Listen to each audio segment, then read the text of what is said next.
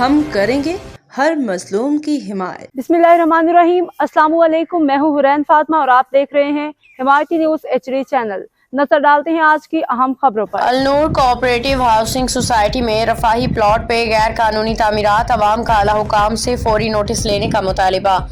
Report Faheem Ahmad अराई, रोजनामा हिमायती news, Karachi. हिमायती news सुकन थाने के हदूद में वाक़ अलनूर कोऑपरेटिव हाउसिंग सोसाइटी के रफाही प्लॉट पे गैर कानूनी तामीरात जारी हैं। मुकामी ज़राए के मुताबिक इस गैर कानूनी अमल में सुकन पुलिस और अलनूर कोऑपरेटिव हाउसिंग सोसाइटी के करप्ट मेंबरान की सरपरस्ती हासिल है।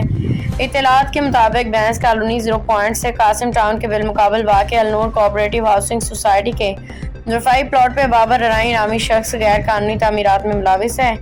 ज़राए के मुताबिक ये रफाही प्लॉट 1400 स्क्वायर फीट रकबे पे मुश्तमिल है और सोसाइटी के नक्शे में ज़मीन स्कूल के लिए मुख्तस है।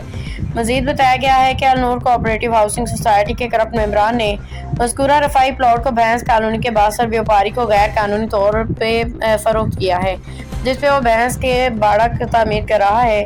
दस्तावेजी शवायद के मुताबिक रफाही प्लॉट की लीज भी स्कूल के मकसद के लिए जारी हुई थी।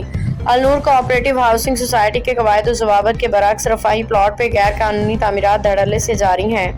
अवाम ने IG सिंध, SSP इंक्रोचमेंट और SSP मलीर जनाब डॉक्टर अब्दुल खालिक पीरज़ादा से अपील की है कि इस मामले पे फौरी एक्शन लिया जाए।